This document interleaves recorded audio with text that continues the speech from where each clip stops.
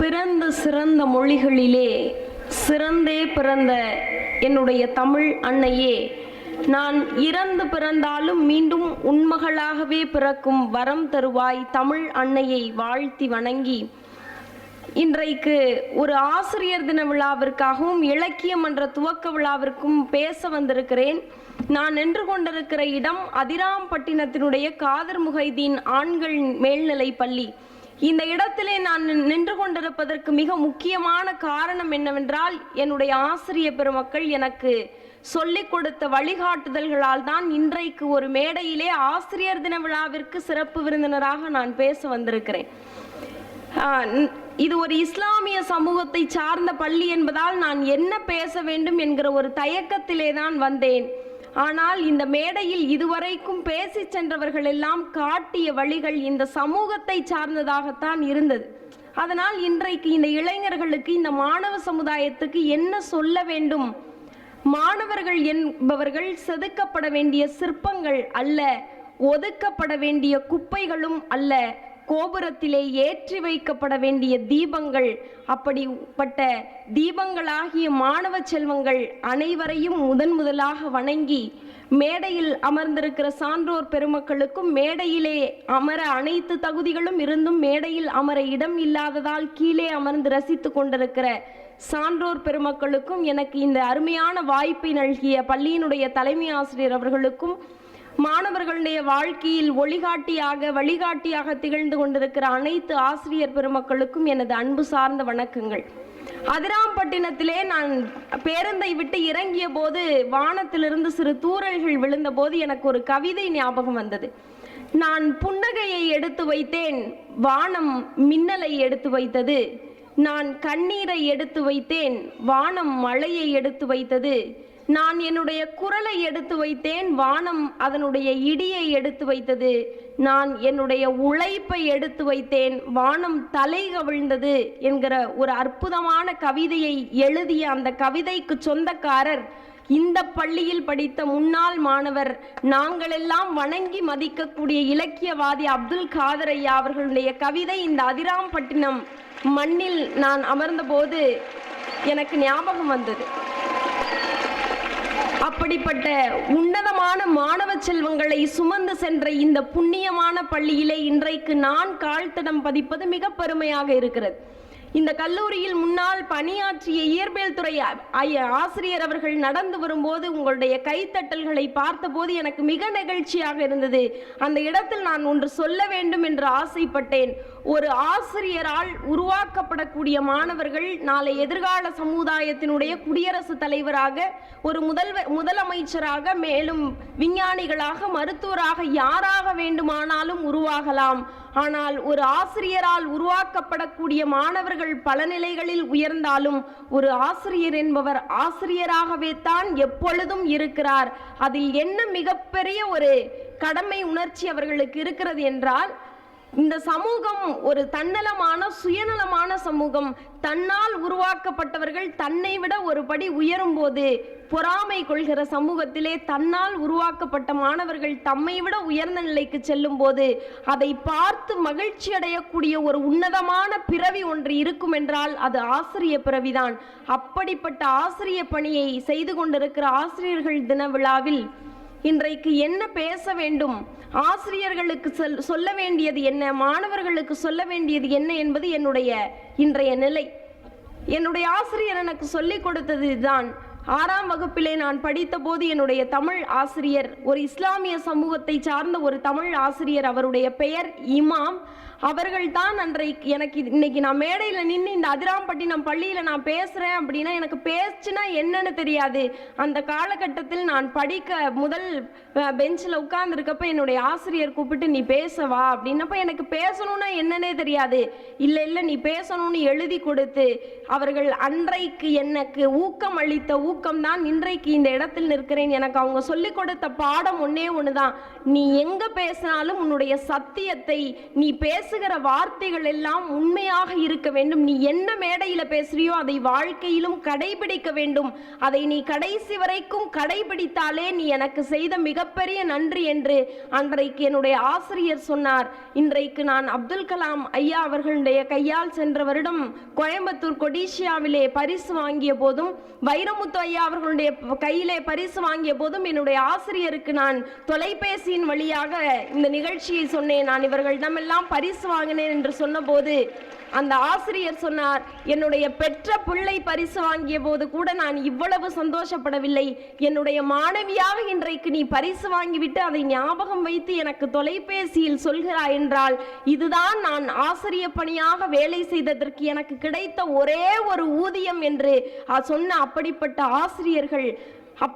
ஆசிரியர்களால் இன்றைக்கு வழிவந்தவர்கள் தான் நாம் எல்லாம். அப்துல் கலாம் ஐயா அவர்கள் மறைந்த போது இன்னைக்கு அப்துல் கலாம் அவர்களுக்கு எதற்காக இவ்வளவு பெரிய எல்லாரும் இன்னைக்கு அப்துல் கலாம்னு பேசுறோம்னா அவர் என்ன வாழ்க்கையில் செய்தார் என்பதுதான் மிகப்பெரிய விஷயம். அவர் உயிரோடு இருந்தப்ப அவர்கிட்ட பேட்டி கேட்டாங்களாம், நீங்க கடைசியா உங்களுடைய நிறைவான ஆசை என்ன அப்படின்னு அப்துல் கலாம் கிட்ட கேட்டப்போ அவங்க சொன்னாங்களாம், நான் இறக்கும் தருவாய் வரைக்கும் என்னுடைய மாணவர்களுக்கு நான் பாடம் நடத்தி கொண்டே இருக்க வேண்டும் என்று அப்துல் கலாம் ஐயா சொன்னதாக ஒரு நிகழ்ச்சியில் பதிவு செய்யப்பட்டிருக்கிறது. அதை அந்த இறைவன் ஏற்றுக்கொண்டதை போல அவர் இறக்கும் தருவாய் வரைக்கும் மாணவர்களிடம் பேசிக்கொண்டே சென்றிருக்கிறார் என்றால் இதுதான் மிகப்பெரிய ஆசிரிய பணி. ஒரு கவிதை, ஒரு பாரதிதாசனுடைய கவிதை இந்த இடத்துல எனக்கு ஞாபகம் வருகிறது. அழகாக சொல்லுவார், நூலை படி சங்கத்தமிழ் நூலை படி, காலையில் படி கடும் பகல் படி, மாலை இரவு பொருள் படும் படி, கற்பவை கற்கும்படி வள்ளுவன் சொன்னபடி கற்கத்தான் வேண்டும், அப்படி கல்லாதவர் வாழ்வது எப்படி, அறம்படி பொருள் படி அப்படியே இன்பம் படி, இறந்த தமிழ் நான்மறை பிறந்ததென்று சொல்லும்படி, அகப்பொருள் படி அதன்படி நல்லபடி புறப்பொருள் படி, புக புக படிப்படியாய் புலமை வரும் சொற்படி, சாதி என்னும் தாழ்ந்தபடி நமக்கெல்லாம் தள்ளுபடி, சேதி அப்படி தெரிந்தபடி இல்லையெனில் தீமை வந்துடுமே மறுபடி, பொய்யிலே முக்கார்படி புரட்டிலே கார்படி, வையத்துள் ஏமாந்தபடி வைத்துள்ள நூல்களை ஒப்புவது எப்படி, தொடங்கையில் வருந்தும்படி இருப்பினும் ஊன்றிப்படி, அடங்கா இன்பம் ஆகும் என்ற ஆன்றோர் சொற்படி என்று பாரதிதாசன் படிப்படியாய் படிக்க சொன்னதை ஆசிரியர்கள் சொல்லிக் கொடுத்ததால் தான் இன்றைக்கு மேடையின் படியேறி நாங்கள் எல்லாம் நிற்கிறோம் என்றால் அதற்கு காரணம் ஆசிரியர் பெருமக்கள். இன்றைக்கு இளைஞர்கள் எப்படி இருக்கிறார்கள், இன்றைய சமூகம் எப்படி இருக்கிறது என்கிற ஒரு கேள்வி இந்த சமூகத்தில் இருக்கிறது. ஆசிரியர்கள் என்றாலே நமக்கு நினைவுக்கு வருகிறவர்கள் எல்லாம் வகுப்பறையிலே பாடம் நடத்தக்கூடியவர்கள் மட்டும்தான் ஆசிரியர்கள் என்று நாம் நினைத்து கொண்டிருக்கிறோம். அதையும் தாண்டி நம்முடைய முதல் ஆசிரியர்கள் யார் தெரியுமா? நம்முடைய தாயும் தந்தையும் தான். நம்முடைய தாய் தந்தை தான் நமக்கு முதல் ஆசிரியர். ஒரு தாய் ஒரு தந்தை இல்லை என்றால் இன்றைக்கு நாம் எல்லாம் இந்த பள்ளிக்கூடத்தில் ஆசிரியர்களை, நமக்கு பாடம் நடத்துகிற ஆசிரியர்களை சந்தித்து விட முடியாது. ஆனால் இன்றைக்கு மாணவர்கள் தன்னுடைய பெற்ற தாய் தந்தைகளை மதிக்கிறீர்களா என்கிற கேள்வி இந்த சமூகத்தில் இருக்கிறது. ஒரு தந்தை ஒரு கடிதம் எழுதுகிறார் தன்னுடைய பையனுக்கு, மகனே நீ முதலாக பிறந்த போது உன்னுடைய அறுவை சிகிச்சைக்கு வழி இல்லாமல் நான் முதலாக நான் சேர்த்து வைத்திருந்த எல்லாவற்றையும் விற்று உன்னை அறுவை சிகிச்சைக்கு கொடுத்து மீட்டெடுத்தேன். அடுத்து உன்னுடைய அடுத்த படிப்புக்காக என்னுடைய ஆடுகளை எல்லாம் விற்றேன், உன்னுடைய மேல் படிப்புக்காக என்னுடைய மாடுகளை எல்லாம் விற்றேன், உன்னுடைய கல்லூரி படிப்பிற்காக நான் கட்டியிருந்த வீட்டையும் விற்றேன், உன்னுடைய சுற்றுலா செலவுக்காக என்னை சுற்றி இருந்த எல்லாவற்றையும் விற்றேன், நீ தேர்வு நேரத்தில் படிக்க வேண்டும் என்பதற்காகவே நான் தூக்கத்தை விற்றேன், இப்படி எல்லாவற்றையும் விற்று உன்னை படிக்க வைத்தேன். இன்றைக்கு நீ படித்தாய், உயர்ந்தாய், வளர்ந்து விட்டாய். நான் விற்ற அனைத்தையும் இன்றைக்கு நீ வாங்கிவிட்டாய். எல்லாம் விற்றும் நீ படித்த படிப்பால் இன்றைக்கு நீ இருப்பதோ 3 அடுக்கு மாடியில், நான் இருப்பதோ முதியோர் இல்லத்தில். எல்லாம் விற்றும் என்னிடம் இருந்தது இதயம், எல்லாம் விற்றும் என்னிடம் இருந்தது இதயம், எல்லாம் வாங்கியும் உன்னிடம் இல்லாமல் போனது ஏன் இதயம்னு ஒரு தந்தை தன்னுடைய மகனுக்கு கடிதம் எழுதுகிறார். இப்படிப்பட்ட சமூகத்திலே இன்றைக்கு நாம் பயணித்து செல்கிற போது இன்றைக்கு யாரையெல்லாம் நாம் மதித்து கொண்டிருக்கிறோம் என்கிற கேள்வி இன்றைக்கு இந்த சமூகத்திற்கு வந்திருக்கிறது. ஒரு மகன் 6ஆம் வகுப்பு படிக்கும் போது உனக்கு யாரா ரொம்ப பிடிக்கும்னு கேட்டா அந்த பையன் சொல்லுவான், எங்க அப்பா தான் எனக்கு பிடிக்கும், எங்க அப்பா தான் எனக்கு முதல் ஹீரோ, எங்க அப்பா தான் எனக்கு முதல் ஆசிரியர்னு சொல்லுவான். அதே பையன் 10ஆம் வகுப்பு படிக்கும் போது தன்னுடைய வீட்டுக்கு போனா அவங்க அம்மா கிட்ட, எங்கம்மா அது இருக்கா வீட்டில் அப்படின்னு கேட்பான். அதுவே ஒரு காலேஜ் படிக்கிறப்ப இந்த வீட்டில் ஒன்று உதவாமல் சுற்றிக்கிட்டு இருக்குமே அது இல்லை அப்படின்னு கேட்பான். அவனுக்கு கல்யாணம் ஆகி திருமணம் முடிஞ்சு தானும் ஒரு தகப்பன் ஸ்தானத்துக்கு வருகிற போது எங்க அப்பா கூட நல்லவர் தான்டா அப்படின்னு சொல்லுவான். அவனுக்கு 50 வயது ஆகும்போது எங்க அப்பா தெய்வம் தான் சொல்லுவான். ஆனா அன்றைக்கு அவருடைய அப்பா உயிரோடு இருக்க மாட்டார். இதுதான் இன்னைக்கு உண்மை. அப்படி தன்னுடைய தாய் தந்தையரை எப்போது நாம் மதிக்கிறோமோ அன்றைக்கு தான் நாம் முதலாவதாக வருவோம். அப்துல் கலாம் ஐயா அவர்களை பற்றி பேசுகிறோம் இல்லையா? அவருடைய வாழ்க்கை இன்றைக்கு ஒரு குடியரசுத் தலைவராக இந்திய தேசத்தினுடைய முதல் குடிமகனாக உயர்ந்ததற்கு காரணம் யார் தெரியுமா? முதலாக அவர்களுடைய ஆசிரியர்களையும் தாண்டி முதலாக அவருடைய வெற்றிக்கு யார் காரணம்னா அவங்க அப்பா தான். ரயில்வே ஸ்டேஷன்ல அப்துல் கலாம் படிப்பதற்காக திருச்சிக்கு வருவதற்காக கிளம்பும் போது அப்துல் கலாம் அவர்கள் கண்ணீர் விட்டு அழுகிறார்கள். நான் போமாட்டேன்ப்பா, உங்களை விட்டு இந்த ராமேஸ்வரம் மண்ணை விட்டு நான் போமாட்டேன்னு அழுகிற போது அப்துல் கலாம் அவர்களுடைய அப்பா கையை பிடிச்சு சொல்றார், கலாம் அதோ அங்க வானத்துல மேல பறக்குது பார் பறவை, அதுக்கு 5 அறிவு தாண்டா. 5 அறிவு படைத்த பறவை கூட கண்டம் விட்டு கண்டம் தாண்டி தைரியமாய் பறக்கும் போது 6 அறிவு படைத்த மனிதன் கலாம் நீ கண்டம் விட்டு கண்டம் தாண்டி ஏவுகணைகள் எல்லாம் படைக்க வேண்டாமா, பறந்து போ கலாம்னு அன்றைக்கு அப்துல் கலாம் ஐயா அவர்களுடைய கையை பிடித்து அவருடைய தந்தை கொடுத்த ஊக்கம்தான் இன்றைக்கு கண்டம் விட்டு கண்டம் தாண்டி ஏவுகணைகளை இயக்கி இந்திய தேசத்தினுடைய ஆதர்ச நாயகனாக இன்றைக்கு அப்துல் கலாம் உயர்ந்திருக்கிறார் என்றால் அதற்கு அவருடைய தந்தையும் அவருடைய வாழ்நாளில் உள்ள ஆசிரியர்களும் தான் மிக முக்கியமான பதவிகளை வகிக்கிறார்கள் என்றால் அப்படிப்பட்ட ஆசிரியர்களையும் அப்படிப்பட்ட பெற்றோர்களையும் இன்றைக்கு இளைஞர்களாகிய மாணவர்களாகிய நாம் எல்லாம் மதிக்கிறோமா என்பது இந்த ஆசிரியர் தின விழாவிலே நான் கேட்கிற முதல் கேள்வி. நீங்க யோசிச்சு பாருங்க, வீட்டில் போய் நம்முடைய தாய் தந்தையை நாம் எந்த அளவுக்கு மதிக்கிறோம், நமக்கு பாடம் சொல்லி கொடுக்கிற ஆசிரியர்களை நாம் எந்த அளவுக்கு மதிக்கிறோம் என்பதை நீங்கள் யோசித்து பார்க்க வேண்டும். அப்புறம் இன்றைக்கு ஒரு பள்ளிக்கூடத்தில் நாம் இருக்கிறோம், மதங்களை தாண்டி மனிதங்களை தாண்டி ஒரு பள்ளிக்கூடத்திற்கு வருகிறோம். அன்னைக்கெல்லாம் காமராசர் என்கிற ஒரு அற்புதமான மனிதர் இருந்தபோது காமராசர் சொன்னாராம், ஒரு கோயிலை கட்டினால் அங்குள்ள இந்துக்கள் எல்லோரும் மகிழ்ச்சி அடைவார்கள், ஒரு கோயிலை கட்டினால் இந்துக்கள் எல்லோரும் மகிழ்ச்சியாக இருப்பார்கள், ஒரு மசூதியை கட்டினால் இஸ்லாமியர்கள் எல்லோரும் மகிழ்ச்சியாக இருப்பார்கள், ஒரு தேவாலயத்தை கட்டினால் கிறிஸ்தவர்கள் எல்லோரும் மகிழ்ச்சியாக இருப்பார்கள், ஆனால் அதற்கு பதிலாக ஒரு கல்விக்கூடத்தை கட்டி பாருங்கள், அந்த கோயிலின் கருவறையில் இருக்கிற கடவுள் கூட மகிழ்ச்சியாக இருப்பார் என்று சொன்ன காமராசர் ஆசைப்பட்ட கல்விக்கூடத்திலே இன்றைக்கு மாணவ செல்வங்களாகிய நீங்கள் எல்லாம் இருக்கிறீர்கள் என்றால் நாளைய எதிர்காலத்திற்கு நாளைய சமுதாயத்திற்கு நீங்கள் என்ன செய்ய போகிறீர்கள் என்கிற சிந்தனை உங்களுக்கு இன்றைக்கு இருக்கிறது. இந்த மாதிரி ஒரு மேடையில ஒரு ரோஜா பூவும் ஒரு காகித பூவும் இருந்துச்சான். அந்த ரோஜா பூவை பார்த்து காகித பூ கேட்டுச்சான், அட பைத்தியக்கார ரோஜா பூவே, உன்னால ஒரே ஒரு நாள் உயிரோட வாழ முடியுமா? நான் பாரு எத்தனை நாள் ஆனாலும் அப்படியே ஃப்ரெஷ்ஷா வாடாம இருக்கேன்ல, அதே மாதிரி என்ன மாதிரி வாடாம ஒரு நாளைக்கு மேல நீ உயிரோட இருந்துருவியா ரோஜா பூவேன்னு அந்த காகித பூ கேட்டுச்சான். அதுக்கு அந்த ரோஜா பூ என்ன பதில் சொல்லுச்சான் தெரியுமா? அட பைத்தியக்கார காகித பூவே, உன்னை போல பிணமாய் பல நாள் வாழ்வதை விட என்னை போல உயிராய் ஒரு நாள் வாழ்ந்து செத்தால் அதுதான் வாழ்க்கைன்னு சொல்லுச்சான் அந்த உண்மை ரோஜா. அப்படி உயிருள்ள மனிதர்களாய் நாம் வாழ்கிற வாழ்க்கைக்கு நாம் என்ன செய்ய போகிறோம்? நாம் செய்யக்கூடிய கடமை என்ன? இந்த வாழ்க்கையில் கடவுள் நமக்கு கொடுத்த இந்த வாழ்க்கையில் மாணவ சமுதாயமாகி நம்முடைய பங்கு என்ன என்பதை இன்றைக்கு தெரியாமல் நாம் பயணித்துக் கொண்டிருக்கிறோம் இல்லையா? இதையெல்லாம் செய்ய வேண்டுமென்னா என்ன செய்யணும்? இந்த நாட்டுக்காக, இந்த ஆசிரியர்களுக்காக நாம் என்ன செய்ய வேண்டும்? ஒரு இராணுவ வீரன் இருந்தானா, அந்த இராணுவ வீரன் ஒரு கடிதம் எழுதி வச்சிருக்கான், நான் இறந்த பிறகு என்னுடைய உடலை இந்த இந்திய தேசத்துல புதைக்காதீங்கடா, நான் ஒரு ராணுவ வீரன் எழுதுகிறான், அதுதான் மிகப்பெரிய விஷயம். நான் இறந்த பிறகு என்னுடைய உடலை இந்த இந்திய தேசத்தில் புதைக்காதீர்கள், என்னுடைய உடலை அந்நிய தேசத்திலே புதைச்சிருங்கன்னு சொல்றான்.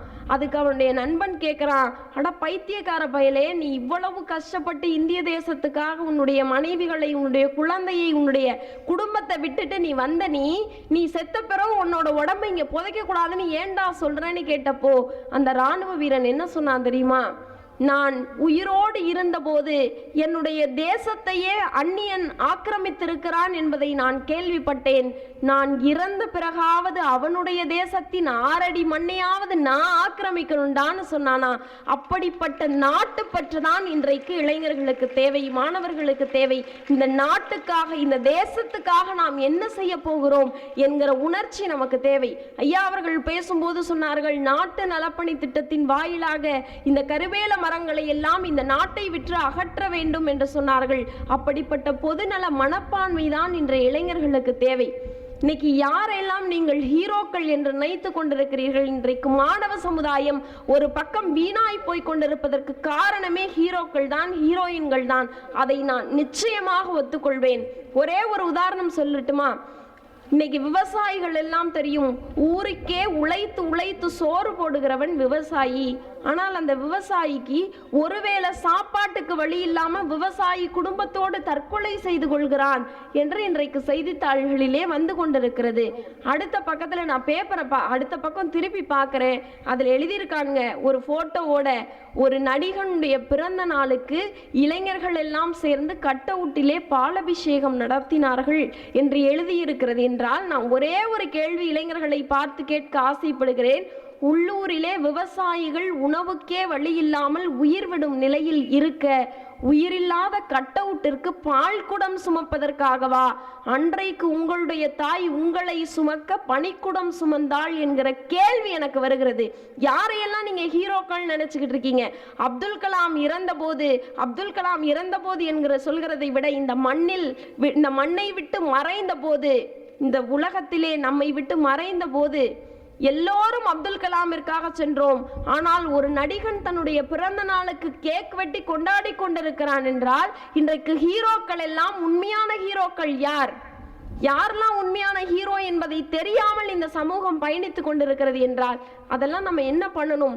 யாரையெல்லாம் இந்த சமூகத்தை விட்டு விரட்டி அடிக்க வேண்டும், யாரையெல்லாம் உண்மையான நாயகர்களாக நாம் தெரிந்து கொள்ள வேண்டும் என்பதை மாணவ சமுதாயம் நிச்சயமாக தெரிந்து கொள்ள வேண்டும் என்று நான் ஆசைப்படுகிறேன். இன்னொன்று எல்லாருக்குமே தெரியும், எல்லாருமே நினைப்போம் நம்முடைய வாழ்க்கையில் நமக்கு தான் கஷ்டம் வருது, கடவுள் எல்லாத்திலையும் நமக்கு கஷ்டம் கொடுத்து கொண்டே இருக்கிறார் என்று எல்லோரும் நினைப்போம். நான் கூட நினைத்தது உண்டு. அதற்கு நான் ஒரு குட்டி கதை சொல்லணும் அப்படின்னு நினைச்சிட்டு தான் வந்தேன். ஒரு இளைஞன் ஒரு ஒரு இன்டர்நெட் கம்ப்யூட்டர் நிறுவனத்திற்கு வேலைக்கு போகிறான். அந்த கம்ப்யூட்டர் நிறுவனத்தில் என்ன வேலைக்கு போறான் அப்படின்னா துடைக்கிற வேலை கிடைக்குமா அப்படின்றதுக்காக ஒரு இளைஞன் கம்ப்யூட்டர் நிறுவனத்துக்கு வேலைக்கு போறான். அங்கு முதல் கட்டமாக அவனுக்கு துடைக்கிற இன்டர்வியூ நடத்தப்படுகிறது, தொடச்சு முடிச்சிடறான். 2வது கட்டமாக அவனுக்கு நேர்முக தேர்வு இன்டர்வியூ நடக்குது, அதுலேயும் பாஸ் ஆயிடுறான். ஃபைனலாக கேட்குறாங்க, நீ செலக்ட் ஆயிட்டியா இல்லையான்றதை அனுப்புறதுக்கு எங்களுக்கு ஒரு இமெயில் ஐடி தேவைப்படுது, இமெயில் ஐடி உங்ககிட்ட இருந்தால் நீ கொடுத்துட்டு போ, உன் ரிசல்ட்டை நாங்கள் அனுப்பி வைக்கிறோன்னு சொல்லிடுறாங்க. அவன் சொல்கிறான், இமெயில் ஐடிலாம் என்கிட்ட இல்லை. அப்போது அங்கே இருந்தவர்கள் சொல்கிறார்கள், ஒரு கம்ப்யூட்டர் நிறுவனத்தில் பணிபுரிகிற உனக்கு இமெயில் ஐடி இல்லைன்னா நீ இந்த நிறுவனத்தில் பணியாற்றுவதற்கு லாய்க்கே இல்லடா, ஓடிப்போன்னு சொல்லிடுறாங்க. இவன் வந்துடுறான். கவலையோடு வருகிற அவனுக்கு என்னடா வாழ்க்கையில் தர துடைக்கிற வேலைக்கு போனால் கூட நமக்கு வேலை கிடைக்க மாட்டேங்குதேன்னு வெந்து நொந்து போய் வர்ற அவன்கிட்ட $10 கையில் காசு இருக்குது. இந்த $10 வச்சு என்ன பண்ணலான்னு யோசிக்கிறான். நேராக மார்க்கெட்டுக்கு போய் $10க்கு வெங்காயத்தை வாங்கி பக்கத்தில் இருக்க தன்னுடைய வீட்டை சுற்றி இருக்கிற எல்லாருக்கும் கூவி கூவி அந்த வெங்காயத்தை விற்று $10 பணத்தை $20 லாபமாக மாற்றுறான். இப்படி $20 $40 ஆக ஆக அவனுடைய தொழில் லாபகரமாக போகிறது, அவனுடைய இரட்டிப்பு அதிகமாகிறது. ஒரு வேலைக்கு போக வேண்டும் என்று நினைத்த அவன் இன்றைக்கு பல பேருக்கு வேலையை கொடுக்கிற ஒருவனாக மாறி இருக்கிறான். அப்போது அவருடைய வங்கி கணக்கு ஆரம்பிப்பதற்காக பேங்க்லேருந்து ஒரு அதிகாரி வர்றார். உங்களுடைய பணத்தை சேமித்து வைப்பதற்கு எங்களுடைய வங்கியில் நீங்கள் வங்கி கணக்கு ஆரம்பிச்சுக்கோங்கன்னு சொல்கிறாங்க. அப்போது அவர் கேட்குறாரு, உங்கள்கிட்ட இமெயில் ஐடி இருந்தால் கொடுங்க, உங்கள்கிட்ட இமெயில் ஐடி இருந்தால் கொடுங்க அப்படின்னு கேட்குறப்ப, ஏன்னா நீங்கள் பணம் எடுக்கிறது போடுறதெல்லாம் உங்களுக்கு இன்ஃபர்மேஷன் நாங்கள் இமெயில் வழியாக தரணும் இல்லையா, அதுக்காக கொடுங்கன்னு கேட்குறான். அப்போ கேட்குறாரு அந்த அதிகாரி, அதற்கு அவன் சொல்லுகிறான், என்கிட்ட இமெயில் ஐடிலாம் இல்லைப்பா, என்கிட்ட இமெயில் ஐடிலாம் இல்லை, எனக்கு வெங்காயத்தை தவிர வேற எதுவும் தெரியாது அப்படின்னப்போ அவன் சொல்கிறான், அந்த அதிகாரி சொல்கிறார், இமெயில் ஐடி இல்லாமலேயே நீங்கள் இவ்வளவு பெரிய ஒரு தொழிலதிபராக உருவாகி இருக்கிறீர்கள் என்றால் உங்கள்கிட்ட இமெயில் ஐடி இருந்திருந்தா நீங்க எப்படி ஆயிருப்பீங்கன்னு நான் சொன்னோன்னே, என்கிட்ட இமெயில் ஐடி இருந்திருந்தா நான் தர தொடைக்கிற வேலை தாண்டா பார்த்துருப்பேன்னு சொல்றான். அப்போ கடவுள் நமக்கு ஏதாவது ஒன்றை மிகப்பெரிய விஷயமாக கொடுக்கிறார் என்றால் அதற்குரிய பலனாகத்தான் ஏதோ ஒன்று நம்மை விட்டு தட்டி போகிறது என்றால் அதைவிட மிக பெரியதாக கடவுள் நமக்கு ஏதோ ஒன்றை வைத்திருக்கிறார் என்பதுதான் நமக்கு எல்லோருடைய வாழ்க்கையிலும் சொல்கிற பாடம் என்றால், ஒரு இமெயில் ஐடி இல்லாமல் தரை துடைக்கிற வேலைக்கு போக வேண்டும் என்று நினைத்தவன் இன்றைக்கு தொழிலதிபராக வந்திருக்கிறான் என்றால், நாம் எல்லாம் பின்னாளில் நமக்கு வருகிற வாய்ப்புகள் எல்லாம் நழுவி போகும்போது அதைவிட மிக பெரிய வாய்ப்புகள் நமக்காக காத்திருக்கிறது என்கிற தன்னம்பிக்கை உணர்வு இன்றைக்கு மாணவர்களுக்கு வேணும். நான் ஏன் இந்த கதையை இந்த இடத்துல சொன்னேன் அப்படின்னா, இன்றைக்கு பேப்பர்ல நீங்க பாத்தீங்கன்னா 10ஆம் வகுப்பு தேர்விலும் 12ஆம் வகுப்பு தேர்விலும் தேர்வுல தோத்து போயிட்டேன்னு வாழ்க்கையில செத்து போகிற அளவிற்கு இன்றைக்கு தன்னம்பிக்கை இல்லாமல் மாணவர்களுக்கு போனதுக்கு என்ன காரணம்னு யோசிச்சு பாருங்க. ஒரு தொழிலதிபர், மிகப்பெரிய தொழிலதிபர், ரொம்ப லாபம் அடைஞ்ச ஒருத்தர், திடீர்னு அவருக்கு தொழில நஷ்டமாயிருது. அப்படி நஷ்டமானப்போ குடும்பத்தோட தற்கொலை பண்ணிக்கலான்னு இறங்குறார். அப்ப அங்கிருந்த ஒரு குட்டி பையன் வர்றான். முன்னாடி பாத்தீங்கன்னா தான் கழுத்தை கத்தியால கிழிச்சு சாகிறதுக்கு ஒரு வழி, இன்னொன்று தூக்கு கயிறு போட்டு சாகிறதுக்கு ஒரு வழி, இன்னொன்று விஷ பாட்டில், இப்படி நிறைய வழிகள் வச்சிருக்காரு. இதில் ஏதாவது ஒன்று அந்த சின்ன பையன் சூஸ் பண்ணட்டும், நம்ம அதை குடிச்சு குடும்பத்தோட செத்து போயிடலான்னு அந்த தொழில் அதிபர் முடிவு பண்ணுறார். அப்படி முடிவு பண்ணுறப்போ அந்த குட்டி பையன் ஓடி வந்து தாத்தா கிட்ட சொல்கிறான், தாத்தா சாகிறதுக்கே இத்தனை வழி இருக்கு, சாகிறதுக்கு விஷ பாட்டில் இருக்கு, தூக்கு கயிறு இருக்கு, மாத்திரை இருக்கு, கத்தி இருக்கு, சாகிறதற்கே கடவுள் இத்தனை வழிகளை காட்டி இருக்கிறார் என்றால் நாம் வாழ்வதற்கு ஒரு வழியை கூடவா அந்த கடவுள் காட்டிவிட மாட்டார்? வாங்க தாத்தா போலான்னு அந்த தம்பி கையை கூட்டி கொண்டு போனார்னா, கடவுள் சாவதற்கு இத்தனை வழிகளை காட்டிய கடவுள் நாம் வாழ்வதற்கு நிச்சயமாக ஒரு வழியை காட்டுவார். அதனால் மாணவ செல்வங்களாகிய நீங்கள் எல்லாம் வாழ்க்கையில் தன்னம்பிக்கையோடு தேர்வுகளை எதிர்கொள்ள வேண்டும். எல்லோரும் நிறைய மதிப்பெண்களை பெற்று வாழ வேண்டும். ஆனால் அதையும் தாண்டி வாழ்க்கைக்கான நம்பிக்கையை நீங்கள் பள்ளியில பெற வேண்டும். அதற்காகத்தான் நாம் பள்ளிக்கு பாடம் படிக்க வருகிறோமே தவிர வெறும் மதிப்பெண்களுக்காக நாம் பள்ளிக்கு வரவில்லை என்பதை மாணவ சமுதாயம் முதலாக உணர வேண்டும். இன்னொன்று, இன்றைக்கு அரசு பள்ளியில் படிக்கிற மாணவர்களுக்கெல்லாம் தனக்குள்ளே ஒரு தாழ்வு மனப்பான்மை. என்ன அப்படின்னா, நான் கவர்மெண்ட் ஸ்கூல்ல படிச்சவன், இங்கிலீஷ் மீடியம்ல படிச்சா, மெட்ரிகுலேஷன்ல படிச்சா, சிபிஎஸ்சியில் படிச்சா, ஐசிஎஸ்ஐ சிலபஸ்ல படிச்சா தான் நான் பெரியவன்னு நினைச்சுக்கிட்டு இன்றைக்கு கவர்மெண்ட் பள்ளியில படிக்கிறவர்கள் எல்லாம் தனக்குள்ளே ஒரு தாழ்வு மனப்பான்மையை உருவாக்கி கொள்கிறார்கள். ஆனால் இந்த இடத்தில் அரசு பள்ளியில் படிக்கிற மாணவர்களுக்கு நான் ஒரு விஷயத்தை சொல்ல ஆசைப்படுகிறேன். இந்திய தேசத்தினுடைய முதல் குடிமகனாக, இந்திய தேசத்தினுடைய 11வது குடியரசுத் தலைவராக உயர்ந்த அப்துல் கலாம் ஐயா அவர்கள் ஒரு அரசு பள்ளியிலே படித்தவர். இன்றைக்கு இந்திய தேசத்தில் மயில்சாமி அண்ணாதுரை, சந்திராயன் திட்ட இயக்குனராக இருக்கிற மயில்சாமி அண்ணாதுரை ஒரு அரசு பள்ளியிலே படித்த மாணவர்.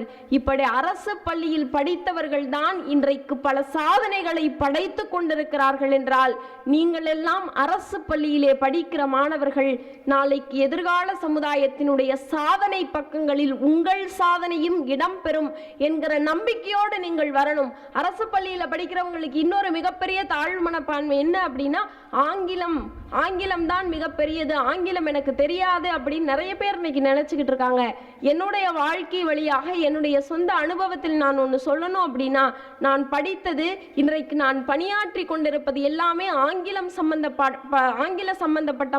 சம்பந்தப்பட்ட ஒரு மைக்ரோபயாலஜி என்கிற நுண்ணுயிரியல் துறை சம்பந்தப்பட்ட ஒரு படிப்பை நான் படித்தேன். யூஜி ஃபுல்லா நான் பயோடெக்னாலஜி, பிஜி மைக்ரோபயாலஜி, இன்றைக்கு பிஹெச்டி எல்லாமே ஆங்கிலம். ஆனால் இன்றைக்கு நான் ஆங்கிலம் சம்பந்தப்பட்ட துறையில் படித்ததற்கு எனக்கு மாசம் 20,000 ரூபாய் தான் ஆங்கிலம் சோறு போடுகிறது, எனக்கு சம்பாத்தியம் கொடுக்கிறது. ஆனால் நான் நேசித்த என்னுடைய வாழ்க்கையில் நான் ஒவ்வொரு நிமிடமும் சுவாசித்து கொண்டிருக்கிற என்னுடைய தமிழ் எனக்கு தினம் தினம் சோறு போட்டு கொண்டிருக்கிறது என்றால் ஆங்கிலத்தை விட எப்போதுமே தமிழுக்குத்தான் அதிகம். அதுக்காக நான் ஆங்கிலம் முக்கியம் இல்லை என்று சொல்லவில்லை. எல்லா மொழிகளையும் வாசிக்க கற்றுக்கொள்ளுங்கள், எல்லா மொழிகளையும் வாசிக்க கற்றுக்கொள்ளுங்கள். ஆனால் தமிழ் மொழியை நேசிக்க கற்றுக்கொள்ளுங்கள் என்பதுதான் இன்றைக்கு பள்ளி மாணவர்களுக்கு நான் சொல்கிற பாடம். எல்லா மொழிகளையுமே கற்றுக்கொள்ளணும், எல்லாவற்றையும் தெரிந்து கொண்டு அதை வைத்து தமிழர்களாகிய நாம் முதலிடத்தில் இருக்கிறோமா என்பதை நீங்கள் யோசிக்க வேண்டும். நிறைய பேசணும், நிறைய விஷயங்கள் இந்த சமூகத்துக்கு சொல்லித்தரணும். இன்னைக்கு டிவி பெட்டிகளை துறந்தாலே என்னென்னமோ நிகழ்ச்சிகள் இன்றைக்கு நடைபெற்று கொண்டிருக்கு. இன்னொன்று, இந்த நிகழ்ச்சிக்கு வரணும்னு தலைமை ஆசிரியர் அவர்கள் எனக்கு தொலைபேசியில் சொன்னபோது ஞாயிற்றுக்கிழமை எந்த பள்ளி இயங்குகிறது என்று எனக்கு ஒரு சந்தேகம். ஏன்னா நாங்கள்லாம் திருச்சியில் ஞாயிற்றுக்கிழமை என்றாலே விடுமுறை நாட்கள் தான் எங்களுக்கெல்லாம் ஞாபகம் வரும். அப்படி ஞாயிற்றுக்கிழமையிலே எங்கள் கல்லூரியினுடைய விழாவிற்கு நீங்கள் வர வேண்டும் என்று கேட்டுக்கொண்ட போது அப்பொழுதுதான் நான் விசாரித்தேன். அப்பொழுது சொன்னார்கள், அந்த ஊரிலெல்லாம் வெள்ளிக்கிழமை அவர்கள் தொழுகைக்காக தங்களுடைய பிரார்த்தனைக்காக செலவிட்டு விட்டு ஞாயிற்றுக்கிழமையை அவர்கள் வேலை நாட்களாக இயக்குவார்கள் என்று சொன்னார்கள். அப்போது எனக்கு ஒன்று தோணுச்சு, உண்மையா சத்தியமா சொல்றேன், இன்றைக்கு திருச்சியை உள்பட சென்னை உள்பட வளர்ந்து வருகிற பல நகரங்களில் ஞாயிற்றுக்கிழமை என்ற ஒரு கிழமை வரும்போது ஓய்வு நாளாக கருதாமல் அதை எப்படி உருப்படி இல்லாத ஒரு நாளாக மாற்ற முடியும். இன்னைக்கு டிவி பட்டியை திறந்தீங்கன்னா, ஞாயிற்றுக்கிழமை டிவியை ஓப்பன் பண்ணீங்கன்னா தேவையில்லாத நிகழ்ச்சிகள், இந்த சமூகத்துக்கு சொல்லப்பட வேண்டாத விஷயங்கள் எல்லாம் பதிவு செய்து கொண்டிருக்கிற இந்த கால சூழ்நிலையிலே வாரத்தில் ஓய்வு நாளான ஒரு நாளை நீங்கள் பிரார்த்தனைக்காக செலவிட்டு விட்டு எல்லோரும் ஓய்வெடுக்கிற ஒரு நாளை நீங்கள் வேலைக்காக செலவு செய்கிற ஒரு உன்னதமான ஊரிலே உன்னதமான பள்ளியிலே நீங்கள் படிக்கிறீர்கள் என்றால் நீங்கள் எல்லாம் பெருமைப்படக்கூடியவர்கள். அந்த விஷயத்திலே அதிராம் பள்ளி மாணவர்கள் எல்லாம் மிகவும் கொடுத்து வைத்தவர்கள் என்பதுதான் நான் உணர்ந்த விஷயம். அப்படிப்பட்ட உன்னதமான பள்ளியில் நாம் எல்லாம் படிக்கிறோம் என்பதில் நீங்கள் மிக மிக பெருமையாக இருக்க வேண்டும். நிறைய விஷயங்கள் இன்னைக்கு இளைஞர்கள் தான் அதிகமாக விழிப்புணர்வு செய்து கொண்டிருக்கிறார்கள் என்று ஒரு பக்கம் இருந்தாலும், இன்னொரு பக்கம் ஆண் சமுதாயம் இன்றைக்கு பெண்களை எல்லாம் எப்படி பார்க்கிறது என்கிற இன்னொரு விஷயம் இருக்கிறது. நீங்களாம் வளர்ந்து 12வது படிக்கிற மாணவர்கள் எல்லாம் பின்னாடி உட்கார்ந்துருக்கீங்க, நிறைய கமெண்ட். உண்மையாவே நான் என்னுடைய பள்ளி பிள்ளைகளுக்கு, என்னுடைய வகுப்பு பிள்ளைகளுக்கு நான் சொல்லிக் கொடுப்பது தான், ஜெயிச்சாதான் மகிழ்ச்சியா இருக்க முடியும், ஜெயிச்சாதான் மகிழ்ச்சியா இருக்க முடியும்னு நீ நினைச்சினா ஜெயிக்கவே மாட்ட. மகிழ்ச்சியாக இருந்தால்தான் ஜெயிக்க முடியும் என்பதை எப்போது நீ நினைவில் கொள்கிறாயோ அப்போதான்டா நீ ஜெயிப்பன்னு நான் சொல்லிக் கொடுப்பேன். அப்படி நீங்கள் எல்லாம் அப்படியே மகிழ்ச்சியாக இருக்கிறீர்கள், அதனால் நிச்சயம் நீங்கள் எல்லாம் ஜெயிக்கக்கூடியவர்கள் என்பது உங்களுடைய முகத்தில் தெரிகிறது. எப்போதும் சுறுசுறுப்போடு, எப்போதும் மகிழ்ச்சியோடு, ஒரு ஆர்ப்பரித்த மகிழ்ச்சியோடு நீங்கள் இருக்க வேண்டும். ஒரு உதாரணம் சொல்லட்டுமா?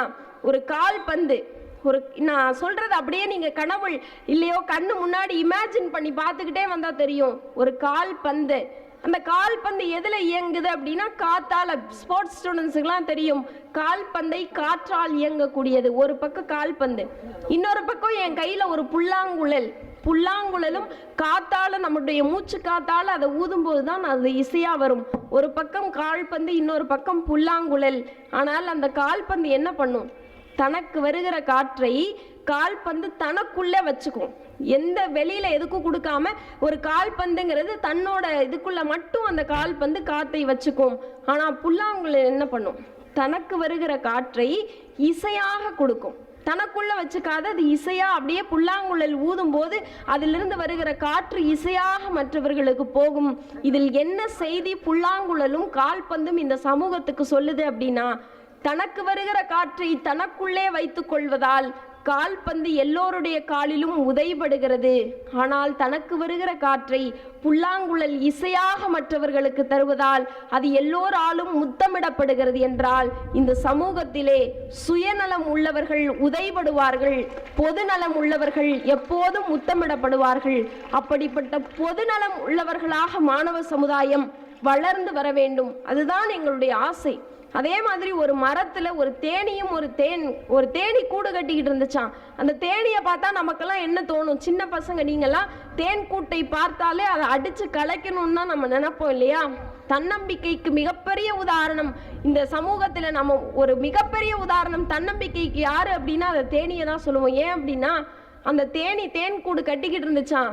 அப்போ ஒரு வண்டு போய் கேட்டுச்சான், அட இவ்வளவு கஷ்டப்பட்டு நீ கட்டுறல தேனை நீ இவ்வளவு சேகரிச்சு கஷ்டப்பட்டு கட்டி வைக்கிற ஒரு தேன் கூட்டை மனுஷங்க ஒரே ஒரு நிமிஷத்துல வந்து களைச்சு போட்டு போயிடுறாங்க, எடுத்துக்கிட்டு போயிடுறாங்க, திருடிட்டு போயிடுறாங்க. இதை பார்த்து என்னடா வாழ்க்கை இது, நம்ம கஷ்டப்பட்டு கட்டுறத ஒரு நாள்ல எடுத்துட்டு போயிடுறாங்க, இனிமே நம்ம கட்டவே வேணான்னு நீ ஒரு நாள் கூட ஓஞ்சு போகவே மாட்டியா தேனியேன்னு வண்டு கேக்குது. அதுக்கு அந்த தேனி என்ன பதில் சொல்லிச்சான் தெரியுமா? அந்த தேனி பதில் சொல்லிச்சான், மனிதர்களால் என்னுடைய தேனைத்தான் திருட முடியுமே தவிர முடியுமே தவிர நான் தேன் சேகரிக்கிற என்னுடைய உழைப்பை ஒரு நாளும் திருடிவிட முடியாது. என்னுடைய உழைப்பின் மீது எனக்கு அதிகமான நம்பிக்கை இருக்கிறது. அப்படிப்பட்ட உழைப்பால் நான் உழைத்து கொண்டே இருப்பேன்னு தேனி சொல்லிச்சான். ஒரு தேனிக்கே தன்னுடைய உழைப்பின் மீது இவ்வளவு நம்பிக்கை இருக்கும் போது நாம் எல்லாம் மனிதர்கள் நம்முடைய உழைப்பின் மீது நமக்கு எவ்வளவு பெரிய நம்பிக்கை இருக்க வேண்டும். விவேகானந்தரை பத்தி உங்க எல்லாருக்கும் தெரியும். விவேகானந்தரை ஏன் இன்றைக்கு நாம் பிரமாதமாக பேசிக் கொண்டிருக்கிறோம் என்றால், அவர் சிகாகோ மாநாட்டிலே பேசிய ஒரு மிகப்பெரிய சொற்பொழிவில் எல்லோரையும் சகோதர சகோதரிகளை என்று சகோதரத்துவத்தோடு அழைத்தவர் விவேகானந்தர் சொல்றோம். அப்படிப்பட்ட சகோதரத்துவத்தை இந்த சமுதாயத்தில் முதலாக போதித்த மதம் எது தெரியுமா? சகோதரத்துவத்தை இந்த உலகத்துக்கு சொல்லிக் கொடுத்தவர் நபிகள் நாயகம் தான். நீங்களாம் ரம்ஜான் அப்ப நோன்பு கொண்டாடுவீங்க. அந்த நோன்புக்கு என்ன அர்த்தம் தெரியுமா? இல்லாதவன் அனுபவிக்கிற பசி கொடுமையை தானும் அனுபவித்து அந்த வேதனையின் பேரில் பசி என்பது எவ்வளவு கொடுமையானது என்பதை உணர்ந்து இந்த உலகத்தில் பசி கொடுமையே இல்லாமல் செய்ய வேண்டும் என்பதற்காகத்தான் ரமலான் நோன்பு கடைபிடிக்கப்படுகிறது என்று ஒரு புத்தகத்தில் இருந்தபோது நான் அதிர்ந்து போனேன். எவ்வளவு உன்னதமான விஷயங்களை இந்த சமூகத்திற்கு இஸ்லாமிய சமுதாயம் போதித்திருக்கிறது. எல்லா சமுதாயம் எல்லா மதமும் இந்த சமூகத்திற்கு எதையாவது ஒன்றை போதித்து சென்றிருக்கிறது. சுலைமான், அரேபிய இலக்கியத்தில் நீங்களாம் பார்த்தீங்கன்னா சுலைமான்ங்கிற ஒருவர் இருக்கிறார். அந்த சுலைமான் அவர்கள் தினமும் 6 முறை தொழுகை செய்வோம். ஒரு நாள் கூட தன்னுடைய தொழுகையை தவற விட்டதே இல்லை. அப்படிப்பட்ட சுலைமான் சொர்க்கத்துக்கு போறார். அங்க சுலைமான் கேட்கிறார், கடவுள் கேட்கிறார் சுலைமான்ட்ட, நீ உனக்கு எதுக்காக இந்த சொர்க்கம் கிடைச்சது தெரியுமா சுலைமான் அப்படின்னு கேட்டப்போ சுலைமான் பதில் சொல்றாரு, நான் தினமும் உன்னை தவறாமல் தொழுகை செய்தேனே, அதற்காக கிடைத்ததுதான் இந்த சொர்க்கம் இறைவா எனக்குன்னு சுலைமான் பதில் சொல்றார். அப்ப கடவுள் சொல்றார், இல்ல சுலைமான், நீ எனக்காக 6 முறை தொழுகை செய்ததற்காக உனக்கு இந்த சொர்க்கம் கிடைக்கவில்லை. அதற்கு பதிலாக நீ ஒரு நாள் செய்த உதவிதான் இன்றைக்கு உனக்கு சொர்க்கம் கிடைச்சிருக்குன்னா அது என்ன உதவி தெரியுமா? நீ ஒரு நாள் காலையில தொழுகைக்காக வேகமா ஓடி வந்துகிட்டு இருக்க, வர்ற வழியில ஒரு பூனை குட்டி குளிரால நடுங்கிக்கிட்டு இருக்கு. அந்த பூனையை எடுத்து நீ அப்படியே தன்னுடைய மார்பில் அணைத்து உன்னுடைய அந்த உடல் சூடு காரணமா அதனுடைய குளிரை தணித்து அதுக்கப்புறம் அந்த பூனையை மெல்ல நீ தரையில் விட்டுட்டு நிமிரும் போது தொழுகைக்கான நேரம் முடிஞ்சிருச்சு. அப்படி நீ ஓடி வர்றப்போ ஐயோ தொழுகைக்கான நேரம் முடிஞ்சிருச்சே நீ கவலைப்பட்டு ஓடி வந்துட்ட. இதில் இருந்து என்ன பாடம் தெரியுமா? நீ 6 முறை தொழுகை செய்ததற்காக உனக்கு கிடைக்கவில்லை, என் தொழுகையையும் தாண்டி நீ ஒரு உயிருக்கு செய்த உன்னதமான உதவிதான் நான் நேசிக்கக்கூடியது. அதனால் நீ இறைவனை வணங்குவதை விட பிற உயிர்களுக்கு உதவி செய்யும் போதுதான் உனக்கு சொர்க்கம் கிடைக்கும் என்பதை உன்னுடைய வாழ்க்கை மூலமாக நான் எல்லோருக்கும் சொல்ல ஆசைப்பட்டேன். இதுதான் உனக்கு சொர்க்கம் கிடைத்ததற்கான காரணம்னு கடவுள் சொல்கிறார் என்றால், ஒரு கடவுள் கூட தனக்கு செய்கிற தொழுகையை தாண்டி பிறருக்கு செய்கிற உதவியைத்தான் கடவுள் கூட நேசிக்கிறார் என்றால், அப்படிப்பட்ட உதவி செய்யக்கூடியவர்களாக மாணவ சமுதாயம் மிகப்பெரிய உதவி செய்கிற சமுதாயமாக மாற வேண்டும். பாரதியாரை பத்தி உங்க எல்லாருக்கும் தெரியும், காந்தியை பத்தி எல்லோருக்கும் தெரியும். காந்தியை தேசப்பிதா மகாத்மா காந்தியடிகள் என்று சொல்லுகிறோம். அப்படிப்பட்ட காந்தி ஒரு முறை இங்க வந்திருந்தப்போ தன்னுடைய தாய்மொழியில் பேசாமல், இந்த மொழியிலும் பேசாமல் ஆங்கில மொழியிலே உரையாற்றி விட்டு சென்று விட்டார். அப்போ பாரதி காந்திக்கு கடிதம் எழுதுறார். என்ன எழுதுறார் அப்படின்னா, ஆங்கிலத்தில் எழுதுறார், காந்தி, நீங்க இங்க வந்தீங்கல்ல, உங்களுடைய தாய்மொழியில பேசியிருக்கணும். உங்களுடைய தாய்மொழியான குஜராத்தி மொழியில பேசியிருக்கணும். இல்லைன்னா இங்க கூடியிருந்தவர்கள் ரசிக்கிற அவர்களுடைய மொழியில் நீங்க பேசியிருக்கணும். இதையெல்லாம் தாண்டி நீங்கள் ஏன் ஆங்கில மொழியில் பேசினீர்கள் என்று காந்திக்கு கடிதம் எழுதுகிறார். உடனே காந்தி திருப்பி கடிதம் எழுதுகிறார், பாரதி நீங்க சொல்றதெல்லாம் நான் அக்செப்ட் பண்ணிக்கிறேன், ஆனா நீங்க ஏன் இந்த கடிதத்தை ஆங்கிலத்திலேயே எழுதி கொடுத்துருக்கீங்க, உங்களுடைய தாய்மொழியில நீங்க எழுதி கொடுத்துருக்க வேண்டியதானே காந்தி பாரதியை பார்த்து கேள்வி கேட்கிறார். அடுத்த கடிதத்துல பாரதி எழுதுகிறார், பிறரை திட்டுவதற்காக கூட என்னுடைய தமிழ் மொழியை நான் உபயோகிக்க மாட்டேன். பிறரை திட்டுவதற்காக கூட என்னுடைய தமிழ் மொழி யாருக்கும் பயன்படக்கூடாது. எல்லோரையும் நேசிக்கிற மொழியாக, எல்லோருக்கும் அன்பை போதிக்கக்கூடிய மொழியாக என்னுடைய தமிழ் மொழி இருக்கிறது. அப்படிப்பட்ட மொழியை உங்களை திட்டுவதற்காக நான் உபயோகப்படுத்தாததனால்தான் நான் ஆங்கில மொழியில் கடிதம் எழுதினேன் என்று பாரதி அன்றைக்கு காந்திக்கு எழுதியதாய் வரலாறு இருக்கிறது. என்றால் அப்படிப்பட்ட உன்னதமான தமிழுக்கு, உன்னதமான மொழிக்கு சொந்தக்காரர்கள் நாம் எல்லாம். இந்த ஊரினுடைய பேரே அதிராம்பட்டினம். அதிராம்பட்டினத்தில் நான் பேசணும்னு நினச்சப்போ எனக்கு ஒரு செய்தி டக்குன்னு ஞாபகம் வந்துச்சு. 2004 வருஷம் சுனாமி வந்துச்சு இல்லையா? அந்த சுனாமி வந்தப்போ கன்னியாகுமரியிலே 133 அடியிலே கம்பீரமாக திருவள்ளுவர் வீற்றிருக்கிறார். கம்பீரமாக திருவள்ளுவர் நின்ற நிலையிலே எல்லோருக்கும் காட்சி அளிக்கிறார். அப்படிப்பட்ட வள்ளுவ பெருமான் சுனாமி பேரலை எல்லாரையும் தன்னுடைய அகோர பசிக்கு அந்த ஆழி பேரலை எல்லோரையும் தின்று தீர்த்து விட்டு கடைசியாக திருவள்ளுவனையும் எப்படியாவது சாய்த்து விட வேண்டும் என்றுதான் அந்த சுனாமி பேரலை கன்னியாகுமரியிலே ஆவேசமாக வீசியது. ஆனால் அந்த ஆழி பேரலையால் தமிழ் திருவள்ளுவனின் பாதங்களை கழுவத்தான் முடிந்ததே தவிர திருவள்ளுவனை எப்போதும் கவிழ்க்க முடியவில்லை. என்றால் தமிழையும் தமிழர்களையும் யாராலும் எப்போதும் கவிழ்த்து விட முடியாது என்கிற உன்னதமான தமிழுக்கு சொந்தக்காரர்கள் நாங்கள், தமிழுக்கு சொந்தக்காரர்கள் நீங்கள். அப்படிப்பட்ட தமிழ் மொழியின் மீது அதிகமான பற்று கொண்டு நீங்கள் நேசிக்கிற தமிழை, நீங்கள் சுவாசிக்கிற தமிழை, ஏன் நான் தமிழை அதிகமாக இந்த இடத்தில் பேசுகிறேன் என்றால், இந்த விழாவே இலக்கிய பேரவை சம்பந்தப்பட்ட விழா. தமிழர்களை எடுத்துக்கிட்டீங்கன்னா தமிழர்களுடைய ஒவ்வொரு விஷயம் மிக உன்னதமானது. அவதாரங்களை 10ஆக தமிழர்கள் பிரித்திருக்கிறார்கள். அவதாரங்களை 10ஆக, திசைகளை அவதாரங்களை 10ஆக, கோள்களை 9ஆக, திசைகளை 8ஆக, கிழமைகளை 7ஆக, சுவைகளை 6ஆக, திணைகளை 5ஆக, வேதங்களை 4ஆக, பழங்களை முக்கணிகளை 3ஆக, மேலும் வாழ்க்கையை 2ஆக வகுத்த தமிழன் ஒழுக்கத்தை மட்டும் 1ஆகத்தான் வைத்தான். எல்லாத்தையும் 10, 9, 8ன்னு பிரிச்ச தமிழன் ஒழுக்கம்னா அது ஒண்ணுதான் பிரித்த தமிழர்கள் நம்முடைய தமிழர்கள். அப்படிப்பட்ட தமிழ் சமூகத்தில் இன்றைக்கு ஒழுக்கம் இருக்கிறதா என்பது ஒரு கேள்விக்குறியா இருக்கு.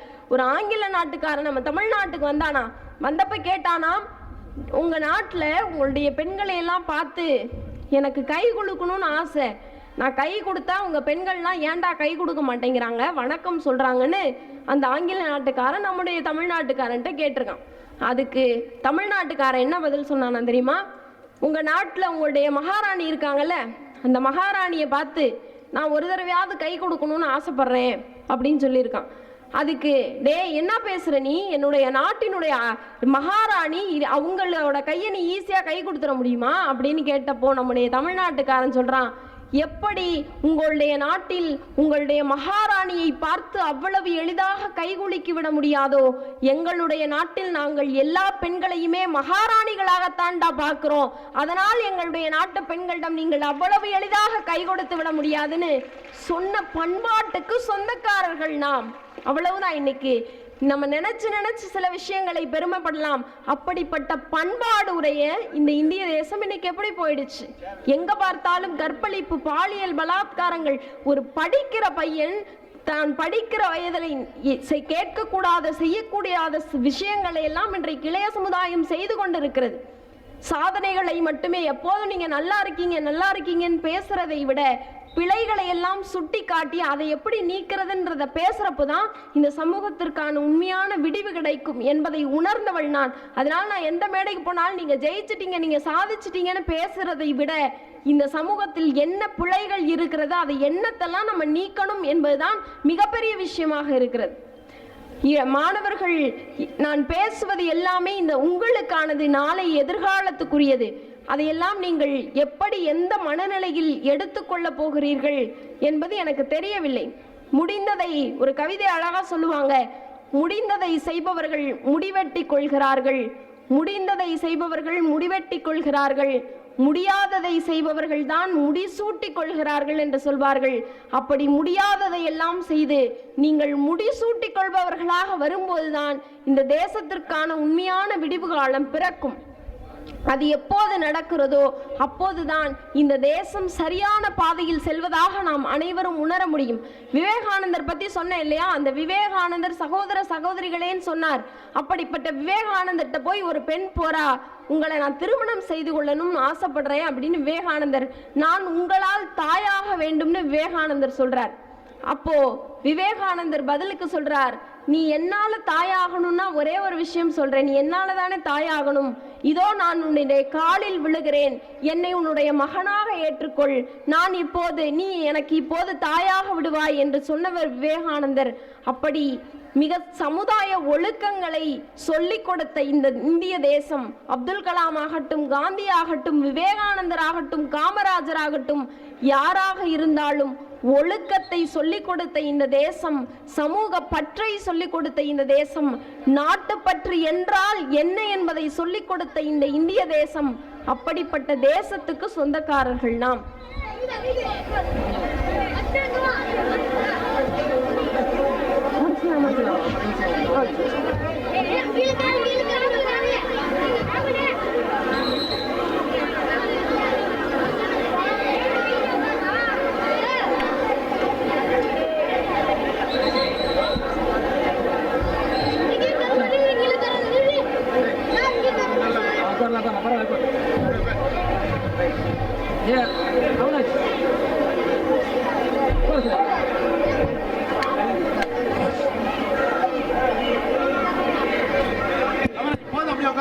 மாணவர்கள் அமைதி காக்குமாறு அன்போடு வேண்டுகிறோம். மாணவர்கள் தயவு கூர்ந்து அமைதி காக்கவும்.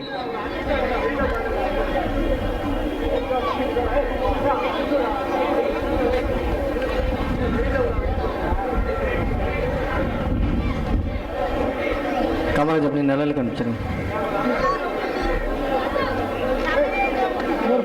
11ஆம் வகுப்பு 12ஆம் வகுப்பு மாணவர்கள் அப்படியே இருக்கலாம், அப்படியே உட்காந்துருங்க.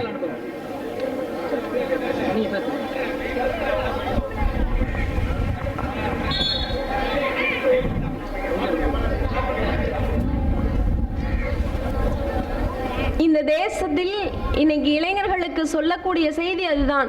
ஒன்று, சமூக பற்றோடு, இந்த நாட்டின் மீது பற்றோடு, உங்களுடைய பெற்ற தாய் தந்தைகளை மதித்து, உங்களுக்கு சொல்லிக் கொடுத்து, தன்னுடைய வாழ்க்கையே தங்களுக்காக அர்ப்பணித்த ஆசிரியர்களை மதித்து நீங்கள் செல்லும் போதுதான் மிக உன்னதமான நிலையை அடைவீர்கள். ஒரு கோயில் கோபுரத்தில் இந்த குட்டி கதையோடு நான் என்னுடைய பேச்சை நிறைவு செய்யலாம் என்று ஆசைப்படுகிறேன். மாணவர்கள் நல்ல கவனிப்பா கேட்கணும். ஒரு கோயில் கோபுரத்துல ஒரு மாடப்புறா கூடு கட்டிக்கிட்டு இருந்துச்சான். அப்ப அந்த மாடப்புறாவை பார்த்து குட்டி புறா இருக்கும் இல்லையா, அந்த தாய் புறாவை பார்த்து குட்டி புறா கேக்குது, அம்மா நம்ம கோயில்ல இருந்தோம் இல்லையா, அப்ப அங்க வந்தவங்களை எல்லாம் இந்துக்கள்னு சொன்னாங்க, நம்ம மசூதியில இருந்தப்ப அங்க வந்தவங்களை எல்லாம் இஸ்லாமியர்கள்னு சொன்னாங்க, நம்ம தேவாலயத்துல இருந்தப்போ அங்க இருந்தவங்களை எல்லாம் கிறிஸ்தவர்கள்னு சொன்னாங்க இல்லையா, ஆனா நம்ம கோயில்ல இருந்தப்ப நம்மளை இந்து புறான்னு சொல்லல, நம்மளை மசூதியில இருந்தப்ப நம்மளை இஸ்லாமிய புறான்னு சொல்லல, நம்ம தேவாலயத்துல இருந்தப்ப நம்மளை கிறிஸ்தவ புறான்னு சொல்லல, நம்மை மாடப்புறா என்று தானே அம்மா சொன்னார்கள். மனிதர்களுக்குள் மட்டும் ஏன் இத்தனை வேறுபாடு என்று அந்த குட்டிப்புறா மாடப்புறாவை பார்த்து கேட்டுச்சான். அதற்கு அந்த மாடப்புறா தாய்ப்புறா குட்டிப்புறாவை பார்த்து என்ன பதில் சொல்லிச்சான் தெரியுமா? மனிதர்களுக்குள் இத்தனை வேறுபாடுகள் இருப்பதால் தான் கண்ணே அவர்கள் எல்லாம் கோபுரத்திற்கு கீழேயே இருக்கிறார்கள், நமக்குள் எந்த வேறுபாடும் இல்லாததால் தான் நாம் எப்போதும் கோபுரத்திற்கு மேலேயே இருக்கிறோம்னு அந்த குட்டிப்புறாவை பார்த்து மாடப்புறா பதில் சொன்னது என்றால், இந்த தேசத்தில் மதங்களை தாண்டி சமூகத்திற்காக நாம் எப்போது உழைக்க முன்வருகிறோமோ அப்போதுதான் நாம் சிறப்புக்குரியவர்களாக ஆவோம் என்கிற செய்தியோடு, அப்துல் கலாம் அவர்கள் இந்த மாதிரி ஒரு கூட்டத்தில் பேசிக்கிட்டு இருந்தப்போ ஒரு மாணவனை கூப்பிட்டு ஒரு கேள்வி கேட்டார். அப்போது அந்த சிறுமி பதில் சொல்ல மேடை ஏறி வந்தபோது ஒரு கால் ஊனம், அந்த கால் ஊனத்தோடு ஒரு மிகப்பெரிய கருவியை பொருத்தி கொண்டு அந்த குழந்தை ஏற முடியாம மேடைக்கு ஏறி வந்தது. இது ஒரு நிகழ்ச்சி. அப்துல் கலாம் அவர்களிடம் ஒரு பேட்டி கண்ட போது கேட்குறாங்க, உங்களுடைய வாழ்க்கையிலேயே நீங்கள் மிக முக்கியமான மிக நெகிழ்ச்சியான மறக்க முடியாத தருணம்னு ஏதாவது ஒன்று இருந்துச்சுன்னா சொல்லுங்க அப்துல் கலாம்னு கேட்குறார். இப்போ நானாக இருந்தால் என்ன சொல்லுவேன், நான் அப்துல் கலாம் ஐயா அவர்கள் கையால் பரிசு வாங்கினது தான் என்னுடைய நெகிழ்ச்சியான தருணம். இல்லை என்றால் என்னுடைய தாய் தந்தை என்னை முதலாக ஆசீர்வதித்து அனுப்பியதான் என்னுடைய. இப்படி நிறைய விஷயங்கள் யாராக இருந்தாலும் நம்ம ஜெயிச்சதையோ நம்ம பண்ணதையோ எதையோ ஒன்று தான் நம்ம சொல்லுவோம். ஆனால் அப்துல் கலாம் என்ன சொன்னார் தெரியுமா? அப்துல் கலாம் சொல்லி இருக்கிறார், நான் ஒரு மேடையில் பேசும்போது ஒரு குழந்தை ஏற முடியாமல் தன்னுடைய ஊனக்கால்களோடு, மாற்றுத்திறனாளி பெண் ஏற முடியாமல் அந்த இயந்திர கால்களோடு ஏறி வந்த போது என்னுடைய இதயம் கனத்து போனது. நான் நைட்டு ஃபுல்லாக தூங்கவே இல்லை. யோசிச்சு இராணுவத்தில் பயன்படுத்தக்கூடிய ஒரு கருவியை வைத்து சுமார் 450 கிலோ எடையுள்ள அந்த கருவியை, 450 கிராம் எடையுள்ள அந்த கருவியை, மன்னிக்கவும், 450 கிராம் அளவுள்ள அந்த கருவியை 400 மில்லிகிராம் அளவிற்கு குறைத்து, அந்த எடையை, கருவியினுடைய எடையை குறைத்து அந்த குழந்தையின் கால்களிலே மாட்டிவிட்டு மிக எளிதாக அந்த குழந்தை அடுத்த முறை மேடை ஏறி துள்ளி குதித்து ஓடி வந்தது. என்னுடைய வாழ்க்கையில் மறக்க முடியாத தருணம் எதுவென்று கேட்டால், ஒரு மாற்றுத்திறனாளி குழந்தை தன்னுடைய ஊனத்தை மறந்து நெகிழ்ச்சியோடு ஓடி வந்ததுதான் என்னுடைய வாழ்க்கையின் மறக்க முடியாத தருணம்னு அப்துல் கலாம் ஐயா அவர்கள் சொன்னார்கள் என்றால், பிறருடைய மகிழ்ச்சியை பார்த்து, பிறருடைய வெற்றியை பார்த்து, பிறருக்கு நாம் செய்யக்கூடிய உதவியை பார்த்து எப்போது நாம் மகிழ்ச்சி கொள்கிறோமோ அன்றைக்குத்தான் வாழ்க்கையின் மிக உன்னதமான பதவியை நாம் அடைய முடியும் என்று சொல்லி, அதிராம்பட்டினத்திற்கு பக்கத்து ஊர் பட்டுக்கோட்டை. பட்டுக்கோட்டை என்றாலே பேச்சாளர்கள் எல்லோருக்கும் நினைவுக்கு வருவது பட்டுக்கோட்டை கல்யாண சுந்தரனார் அவர்கள்தான். எனவே அவர்களுடைய கவிதையை சொல்லி என்னுடைய பேச்சை நிறைவு செய்யலாம் என்று நினைக்கிறேன். பட்டுக்கோட்டையார் அழகாக சொல்லுவார், தானாய் மாறும் என்பது பழைய பொய்யடா, தானாய் மாறும் என்பது பழைய பொய்யடா, நீ வளர்ந்து வரும் உலகத்துக்கே வலது கையடா என்று சொன்னவர் பட்டுக்கோட்டை கல்யாண சுந்தரனார். அப்படி வளர்ந்து வருகிற உலகத்திற்கு வலது கையாக இருக்கிற மாணவ சமுதாயம் மிக உன்னதமான நிலைக்கு வர வேண்டும். ஒரு சாணத்தை எடுத்துக்கொண்டால் அதை வாசல்ல கொட்டினா அது சுகாதாரம், சாணத்தை வாசலில் கொட்டினால் அது சுகாதாரம், வயல்ல கொட்டினா அது விவசாயம், அதையே வீட்டிற்குள் கொண்டு சென்றால் அது விஞ்ஞானம். ஒரு சாதாரண சாணத்திற்கே இவ்வளவு மதிப்பு இருக்கும் போது மனிதர்களுடைய ஞானத்துக்கு எவ்வளவு மதிப்பு இருக்கிறது. அப்படிப்பட்ட உயர்வான ஞானம் கொண்டு நீங்கள் எல்லாம் உன்னதமான நிலையை அடைய வேண்டும். ஒரு குயவனின் கையில் கிடைக்கிற பானை கூட பலமுறை சுற்றினால் களிமண் கூட பானை ஆகிறது. ஒரு குயவனின் கையில் கிடைக்கிற களிமண் கூட பலமுறை சுற்றினால் பானை ஆகிறது. ஆனால் இந்த உலகம் இத்தனை முறை சுற்றியும் மனிதன் மட்டும் ஏன் இன்னும் களிமண்ணாகவே இருக்கிறான் என்கிற கேள்விகளை தகர்த்தெறிந்து நமக்கான பகுத்தறிவு சிந்தனைகளோடு நாளைய உலகம் நம்மை வாழ்த்துகிற நம்பிக்கையோடு தன்னுடைய உழைப்பை நம்பி இந்த அதிராம்பட்டினம் காதர் முஹைதீன் ஆண்கள் மேல்நிலைப் பள்ளி மாணவ சமுதாயம் நாளைக்கு எட்ட முடியாத வெற்றி சிகரங்களை எல்லாம் எட்டி சாதனை படைக்க வேண்டும் என்று எல்லாம் வல்ல அந்த இறைவனை வேண்டி இத்துடன் முடிந்ததை செய்பவர்கள், நான் முன்னால் சொன்னேன், இன்றைய வேலையை இன்று செய்பவர்கள் சாதாரண மனிதர்கள், இன்றைய வேலையை இன்று செய்பவர்கள் சாதாரண மனிதர்கள், நாளைய வேலையையும் இன்று செய்பவர்கள் தான் சாதனை மனிதர்கள்.